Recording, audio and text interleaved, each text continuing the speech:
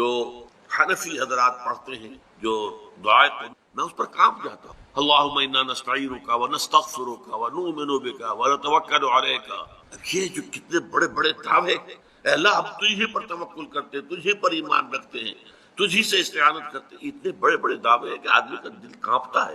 اگر وہ واقعتاً جو ہے اپنے آپ کو بھی دیکھ رہا ہو کہ میں کہاں کھڑا ہوں، میری حیثیت کیا ہے، کتنا کچھ توکل میرا اللہ تعالیٰ کی ذات، تو آدمی ڈرتا ہے، کانپتا ہے. اس سے وہ جو اہل حدیث حضرات پڑھتے ہیں اللہم اہدنا فیمن ہدیت وعافنا فیمن عافیت وتولنا فیمن تولیت، یہ دعا ہے. اے اللہ ہمیں عافیت بخش دے، ہمیں ہدایت بخش دے. تو کوئی حرج نہیں اس کے کہنے میں، دعا جتنی چاہو مانگو، اللہ سے جتنا چاہو مانگو، وہاں کوئی سی لمٹ کی ضرورت ہی نہیں. لیکن یہ دعوے کرنا انا نستعینک ونستغفرک ونؤمن بک ونتوکل علیک ونثنی علیک الخیر ونشکرک ولا نکفرک ونخلع ونترک من یفجرک. کتنا بڑا دعویٰ ہے. جو بھی تیری نافرمانی کرتا ہے ہم اس سے تعلق منقطع کر لیتے ہیں. کتنے لوگ ہیں جو تعلق منقطع کرتے ہیں. ہماری دوستیاں جو کی تو رہتی ہیں، ہماری محبتیں جو کی تو رہتی ہیں، ہماری مجلس آرائیاں جو کی تو رہتی ہیں. فساق بھی ہیں، فجار بھی ہیں، اللہ کے احکام کو توڑنے والے بھی. نخلع ونترک من یفجرک، اے اللہ ہم چھوڑ دیتے ہیں، قطع تعلق کر لیتے ہیں ان سب سے جو تیرے احکام کی نافرمانی. کون ہے جو آج اس کے اوپر پورا اترا؟ بالکل وہی بات یہاں ہے، ایاک نعبد و ایاک نستعین. پروردگار یہ بہت بڑا دعویٰ ہے جو ہم نے کر دیا، بہت بڑا عہد اور میثاق کیا ہے. یہ کووننٹ کو کہا جاتا ہے، کووننٹ ہے، یہ میثاق ہے. الذی واثقکم بہ، اللہ تعالیٰ نے تمہیں جکڑ لیا ہے ایک میثاق کے اندر، ایک عہد کے اندر. اس عہد کو تم تازہ کرتے ہو ہر رکعت، نماز کی ہر رکعت میں. ایاک نعبد و ایاک نستعین. And this is the crux of the matter. الحمدللہ رب العالمین الرحمن الرحیم مالک یوم الدین ایاک نعبد و ایاک نستعین. یہ اللہ کی حمد و ثنا ہے، جتنی چاہو کر لو، لیکن تیری ہی بندگی کرتے ہیں اور کریں گے. یہ بہت بڑا دعویٰ ہے، بہت بڑا اقرار ہے، بہت بڑا کووننٹ ہے، بہت بڑا میثاق ہے، بہت بڑا عہد ہے. اس میں ہم اے اللہ پورے نہیں اتر سکیں گے مگر تیری مدد سے، تیری تائید سے، تیری توفیق سے، تیری تحسین سے. ایاک نستعین میننگ آف پریئر ان اسلام بڑا عظیم. اس نے جو نقشہ کھینچا ہے کہ یہ پریئر کیا ہے. انائے صغیر، یہ ایگو میرا، میری انا، میری خودی. انائے صغیر، انائے کبیر کے روبرو. انائے کبیر اللہ، اننی انا اللہ لا الہ الا انا. یہ انا، انائے کبیر اللہ کی انا، وہ عظیم انا. اور یہ چھوٹی محدود. تو ہے محیط بے کراں، میں ہوں ذرا سی آپ، یا مجھے ہم کنار کر یا مجھے بے کنار کر. اقبال نے پتہ نہیں کس جگہ کس کیفیت میں ڈوب کر یہ شعر کہا ہے. اے اللہ تو ایک ایسے سمندر کہ جس کا کنارہ ہی نہیں. اب میں چھوٹی سی ایک پانی کی ایک چھوٹی سی ندی ہوں، اب کیا شکل ہے. یا تو مجھے اپنے آپ میں ملا لے تاکہ میں بھی ناپیدا کنار ہو جاؤں. دریائے سندھ کا پانی جب سمندر میں گر جاتا تو سمندر ہی بن جاتا، اور یا پھر مجھے بھی بے کنار کر دے، میری وجود کو بھی اتنی وسعت دے دے کہ کوئی کنارہ نہ. اب یہ کیا اس نے سمجھا، کیا کہا. لیکن میں نے وہی انائے کبیر انائے صغیر. ایک ہے نماز ہم پڑھ لیتے ہیں، آپ نے سارا پڑھ لیا، سارا تعدیل ارکان بھی کر لی، لیکن اگر آپ کا اللہ کے ساتھ ڈائریکٹ کمیونین اور ڈائریکٹ کمیونیکیشن قائم نہیں ہوا تو نماز، جس کو کہ کہا گیا کہ الصلاۃ معراج المومنین، جو قرب حضور کو حاصل ہوا معراج میں، وہ ایک بندہ مومن دنیا میں رہتے ہوئے حاصل کر سکتا ہے نماز. اگر اس کی روح جو ہے واقعتاً ہم کا نام ہو رہی ہو الحمدللہ رب العالمین الرحمن الرحیم مالک یوم الدین اہدنا الصراط المستقیم ایاک نعبد و ایاک. اگر ہم واقعتاً ایسے کہہ رہے ہوں کہ ہمیں احساس ہو کہ ہم اللہ کے حضور میں حاضر ہیں اور عرض کریں، سجدہ کریں تو حدیث میں آتا ہے کہ ایسے محسوس ہو کہ گویا کہ میں نے اپنا سر اللہ کے قدموں میں رکھ دیا. یہ ہے نماز. اب جو گفتگو ہو رہی ہے یہ ہم کلامی ہے. الصلاۃ معراج المومنین، اہل ایمان کے حق میں یہ نماز جو ہے یہ معراج کی. لیکن یہ نماز کیسے نصیب ہوگی اگر روح سوئی ہوئی ہے، دبی ہوئی ہے، پسی ہوئی ہے، مزمحل ہے یا مردہ ہے؟ یہ نماز کیسے آ؟ چاہے آپ 5 وقت کی نماز پڑھ رہے ہو، چاہے آپ نے ہیبٹ بنا لیا ہو نماز کو، چاہے کچھ بھی ہو گیا ہو، لیکن یہ کہ جب تک وہ روح بیدار نہ ہو، جب تک ہم کلامی نہ ہو. افلاق سے آتا ہے نالوں کا جواب آخر، اٹھتے ہیں حجاب آخر، کرتے ہیں خطاب آخر.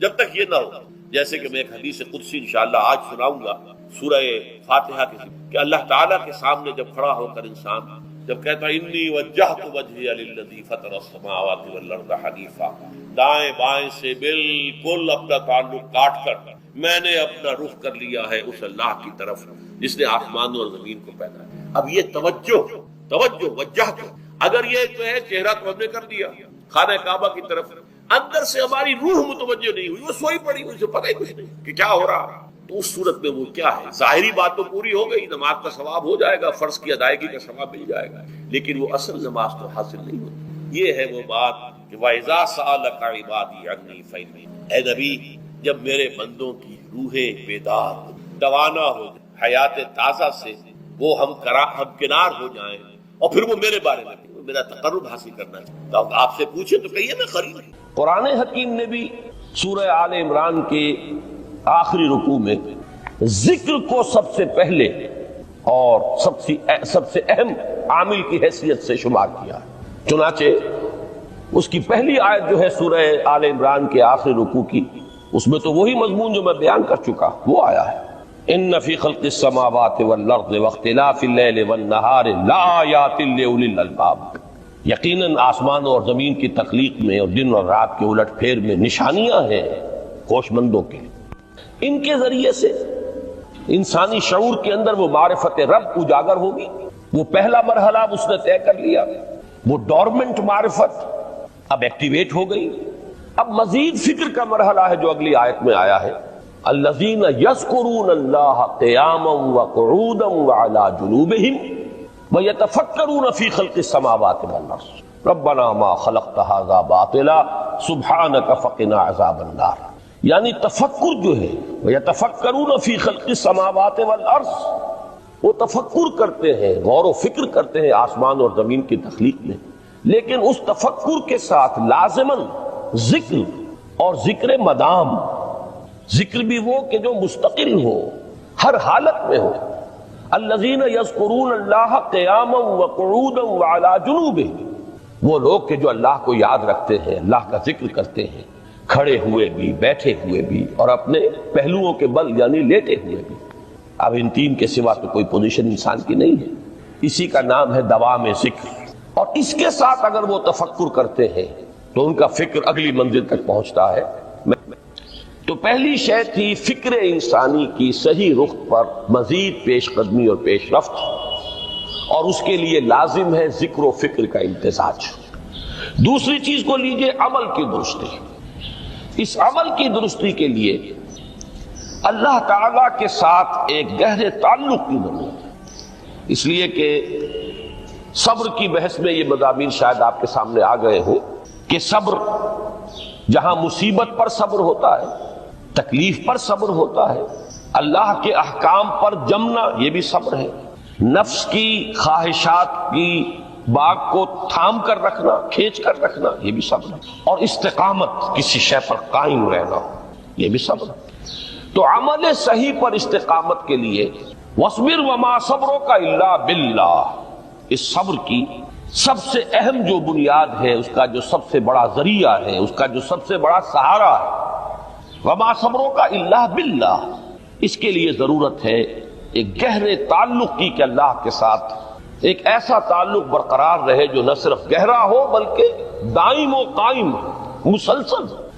ذرا ذہول ہوگا تعلق مع اللہ میں، ذرا کمی آئے گی، شیطان کا وار کاری ہو جائے گا۔ اسی کو حضور نے حدیث میں یوں تعبیر کیا ہے تمثیلاً کہ جو دل اللہ کی یاد سے غافل ہے اس پر، فارسی کا وہ مقولہ بھی ہے کہ خانہ خالی را دیو میں گیرت، گھر خالی رہے تو جنات اس پر دیو جو ہے آ کر قبضہ جما لیتے ہیں۔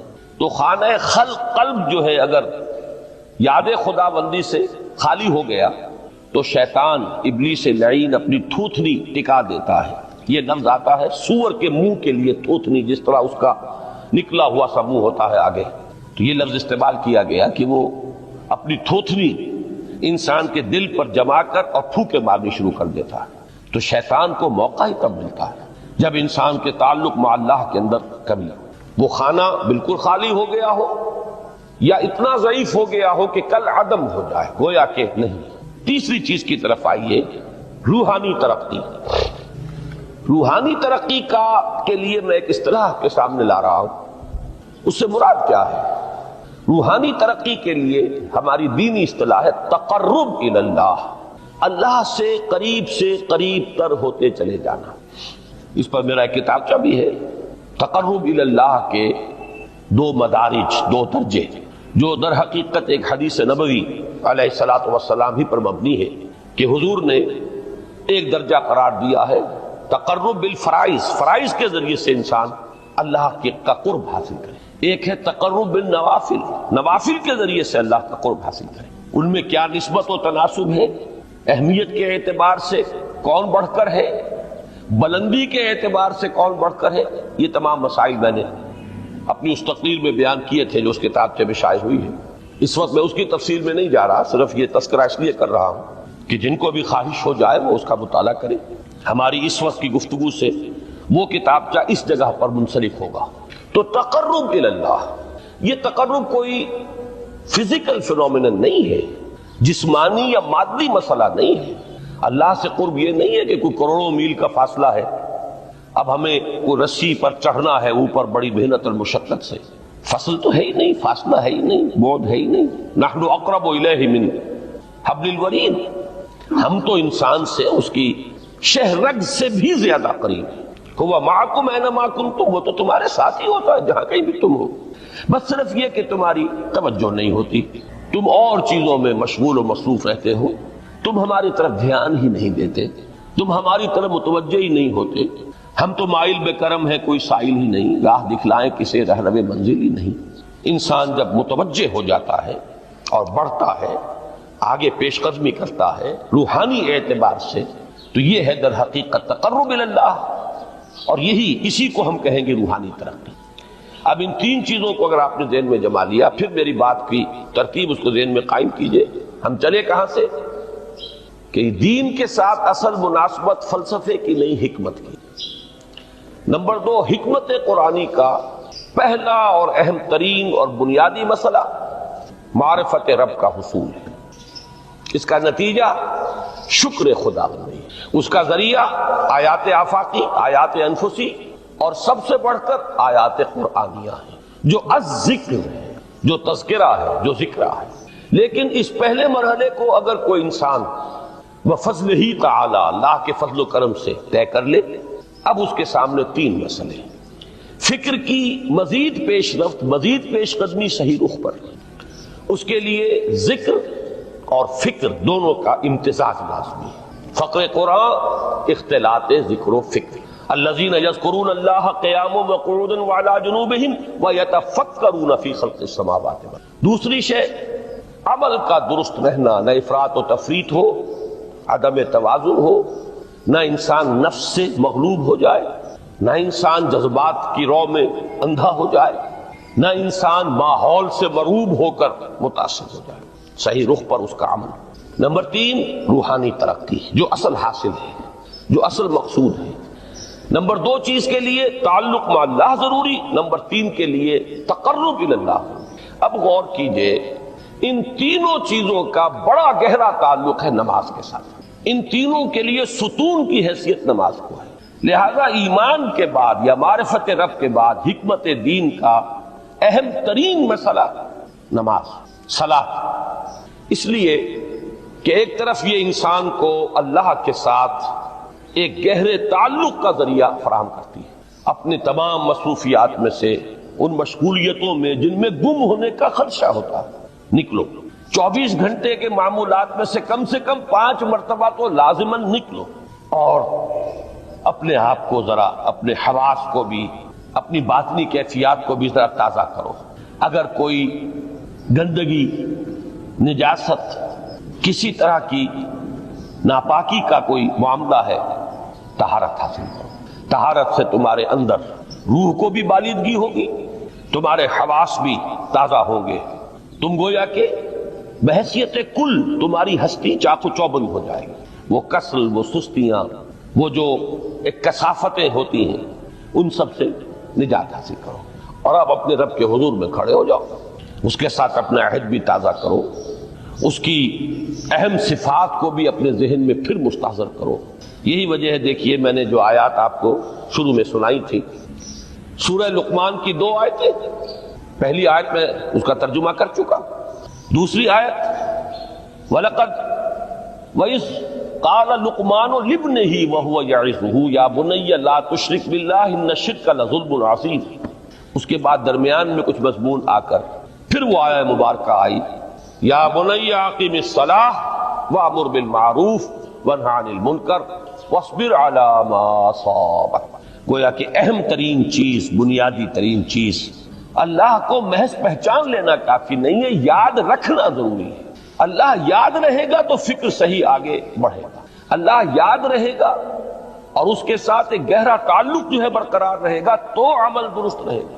بالکل یہی بات سورہ طٰہٰ میں جو پہلی وحی حضرت موسیٰ علیہ السلام پر ہوئی اور پہلا مخاطبہ ہے، چونکہ حضرت موسیٰ کو یہ انبیاء کرام کے مقدس گروہ میں ایک امتیازی حیثیت حاصل ہے کہ ان سے براہ راست گفتگو ہوئی ہے، اگرچہ صرف ایک پردہ تھا، اوٹ من ورائے حجاب گفتگو ہوئی ہے، لیکن یہ کہ کوئی فرشتے کا درمیانی جو ہے وہ لنک نہیں تھا. براہ راست اللہ تعالیٰ نے حضرت موسیٰ علیہ السلام سے کلام فرمایا. کلم اللہ موسیٰ تکلیما.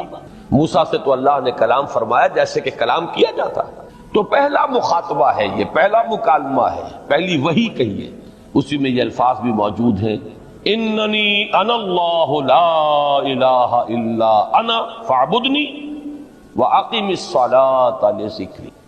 یہ گویا کہ حکمت قرآنی کا ایک بہت بڑا خزانہ ہے یہ آیت مبارکہ کہ خود حضرت موسیٰ علیہ السلام کو جو ہدایت دی جا رہی ہے، میں ہوں، میں اللہ، اننی انا اللہ لا الہ الا انا، میرے سوا کوئی معبود نہیں.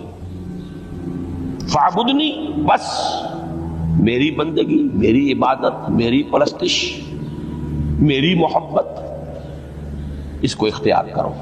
وَأَقِمِ الصَّلَاةَ لِذِكْرِي، اور نماز کو قائم رکھو میری یاد کے لیے. بلکہ اسی سلسلہ کلام میں آگے چل کر سورہ طٰہٰ میں آتا ہے، کافی گفت و شنید کے بعد جب حضرت موسیٰ نے کچھ معذرت بھی کی، کچھ دعائیں بھی کی، اللہ نے ایک دعا قبول بھی کی کہ ان کے بھائی کو بھی شریک کر دیا، حضرت ہارون کو بھی.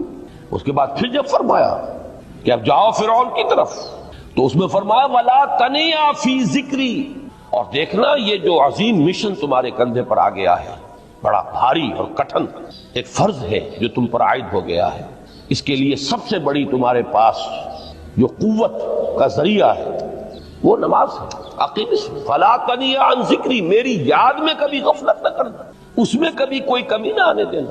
جیسا کہ میں نے عرض کیا تھا کہ جیسے ہی وہ تعلق جو ہے کمزور پڑتا ہے یا منقطع ہو جائے معاذ اللہ، تو پھر انسان گویا کہ شیطان کے لیے ایک لقمہ تر بن جاتا ہے.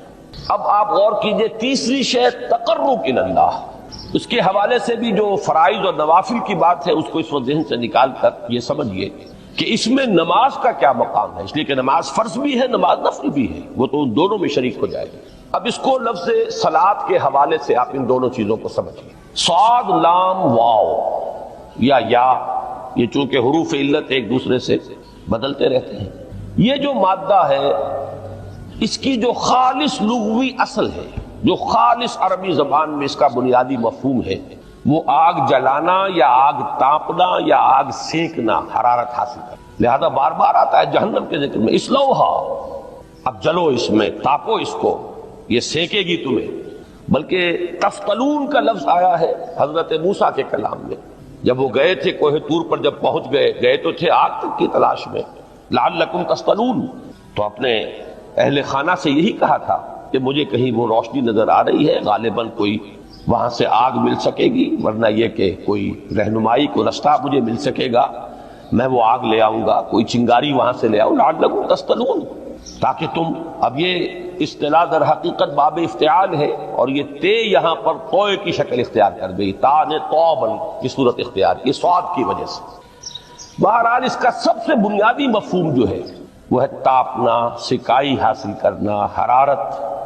اس کے حوالے سے سمجھ لیجئے کہ سب سے بنیادی تعلق اس کا جو ہے وہ روح کے ساتھ ہے. روح میں محبت خداوندی کی آگ اگر ٹھنڈی پڑ گئی ہو، اگر محبت خداوندی کی حرارت میں کمی ہو گئی ہو، تو اس کو اثر نو، جس کو کہ میں آج سوچ رہا تھا تو ایک لفظ ذہن میں آیا کہ جیسے بیٹری، اس کو ریچارج کیا جاتا ہے، اسی طریقے سے روح کے اندر محبت خداوندی کی اس حرارت کو اثر نو تازہ کرنا، یہ ہے در حقیقت نماز کا اصل مقصد۔ اس لیے کہ اس لفظ کا بنیادی مفہوم، اصل لغوی مفہوم تو یہ ہے، اگرچہ اس کا سب سے زیادہ کثرت سے جو استعمال ہوتا ہے، اور لفظ صلاۃ جس سے در حقیقت جس تصور پر مبنی ہے وہ ہے اقدام، کسی کی طرف متوجہ ہونا اور پھر دعا۔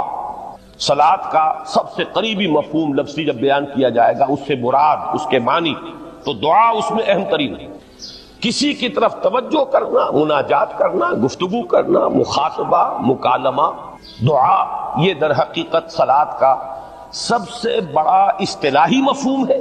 لیکن جو اس کا مادہ ہے، صاد لام واو یا صاد لام یا، اس کا اصل مفہوم جو ہے وہ تاپنا، حرارت حاصل کرنا۔ تو ان دونوں کے حوالے سے عرض کر رہا ہوں، وہ تاپنا اور حرارت حاصل کرنا وہ ہے روح کے اعتبار سے۔ وہ جو کہا اقبال نے کہ بجھی عشق کی آگ اندھیر ہے، مسلمان نہیں راہ کا ڈھیر ہے۔ یہ عشق کی آگ جب بجھ جاتی ہے، در حقیقت یہی تو انسان کی روحانی موت ہے۔ جب یہ نہ رہے تو چاہے منطق میں بہت انسان ماہر ہو، مجھے اقبال کا ایک شعر یاد آیا ہے تقابل کرتے ہوئے، ایک انسان محکوم اور ایک انسان حر، آزاد انسان، ان کی نفسیات میں جو بنیادی فرق علامہ اقبال نے مختلف مواقع پر بیان کیے ہیں۔ محکوم ہے بیگانہ اخلاص و مروت، ہر چند کے منطق کی دلیلوں میں ہے چالاک۔ تو منطق کی دلیلوں میں انسان چالاک ہو جائے اور وہ لغت ہائے حجازی کا وہ ایک خزانہ بن جائے، اسے تمام الفاظ کے معنی یاد ہو، وہ بڑے مسائل فقہ کے اسے ازبر ہو، جزیات، بے انتہا جزیات جو ہیں وہ مستحضر ہو، فلسفے کے بڑے بڑے مسئلے اس نے حل کر لیے ہوں، لیکن اگر روح میں وہ اللہ کی محبت کی آگ نہیں ہے، وہ تپش نہیں، بجھی عشق کی آگ اندھیر ہے، مسلمان نہیں راہ کا ڈھیر۔ اسی کے حوالے سے آج مجھے یاد آیا تھا کہ وہ جو بڑی سادہ سی ایک نظم ہے، اللہ تعالیٰ سے دعا یا رب دل مسلم کو وہ زندہ تمنا دے، اس میں بھی جو الفاظ آئے ہیں، جو روح کو گرما دے اور قلب کو تڑپا دے، یہ ہے اصل جو مقصود ہے نماز کا۔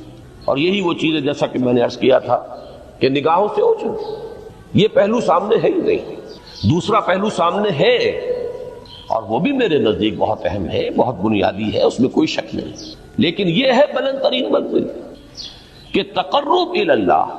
اس کے لیے در حقیقت یہ کس لیے درکار ہے؟ روح کے اندر عشق کی حرارت اور گرمی تازہ ہوتا ہے۔ بسا اوقات یہ اندر دب جاتی ہے، جیسے انگارہ ہوتا ہے آگ کا، اس کے اوپر خاک اور راکھ آ جاتی ہے، اندر کچھ ہوتی ہے۔ آگ دبی ہوئی سمجھ، آگ بجھی ہوئی نہ جان، اس دبی ہوئی آگ کو پھر ایک شعلہ بنانا، پھر اس کے اندر ایک حیات تازہ پیدا کرنا، یہ ہے نماز کا اہم ترین اور بلند ترین مقصد۔ لیکن اس کے ساتھ ہی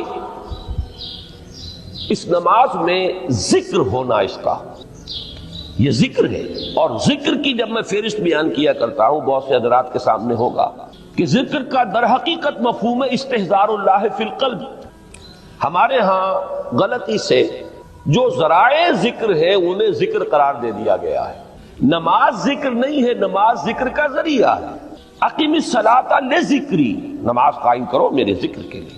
یہ اللہ اللہ کہنا یا ادعیہ معصورہ جو حضور صلی اللہ علیہ وسلم کی مسنون دعائیں ہیں، انہیں اپنے تمام معمولات دنیاوی کے ساتھ ساتھ ان دعاؤں کو بھی انسان پڑھتا رہے، اللہ سے دعا کرتا رہے، یہ تمام ذرائع ذکر ہیں۔ سبحان اللہ الحمدللہ الحمدللہ، اس کا آپ ورد کیجئے، یہ بھی ذریعہ ذکر ہے۔ حقیقت میں ذکر ہے استحضار اللہ فی القلب، اللہ کو دل میں لے آنا، اللہ کو دل میں حاضر کر لینا، اصل میں تو ترجمہ ہوگا لیکن حاضر جاننا، یہ کیفیت جو ہے انسان کو حاصل ہو جائے۔ اب اس کے حوالے سے ذرا بات سمجھیے کہ ایک تو میں عرض کر چکا ہوں مجسم ذکر تو قرآن ہے، لہذا ذکر کی فہرست جب آپ کریں گے ذرائع ذکر تو ان میں سب سے پہلے قرآن آئے گا، اس لیے کہ وہ ہماری حکمت کے پہلے مسئلے کو حل کر رہا ہے، بنیادی مسئلہ، اہم ترین مسئلہ۔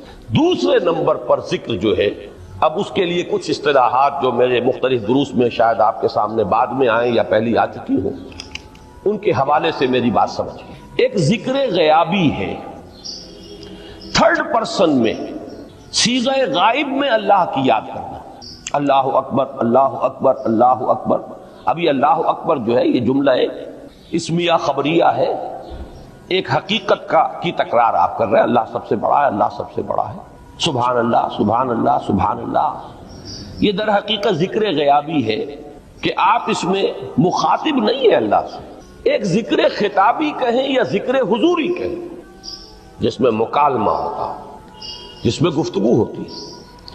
تو نماز در حقیقت ذکر حضوری اور ذکر خطابی کی بلند ترین شکل ہے. اس لیے میں نے عرض کیا تھا کہ نماز کے لفظ یا صلاۃ کے لفظ یہ اصطلاحی معنی جو اکثر و بیشتر کیے جاتے ہیں وہ ہے دعا. اور دعا میں ہوتا کیا ہے؟ مکالمہ ہے، مخاطب اے اللہ، اے میرے رب، اے پروردگار. پھر یہ کہ اس میں اقدام اور کسی کی طرف متوجہ ہونا. یہی وجہ ہے کہ افتتاح صلاۃ، نماز کو شروع کرنے کے لیے ایک تو وہ الفاظ جو قرآن مجید میں آئے ہیں، انی وجہت وجہی للذی فطر السماوات والارض حنیفا وما انا من المشرکین.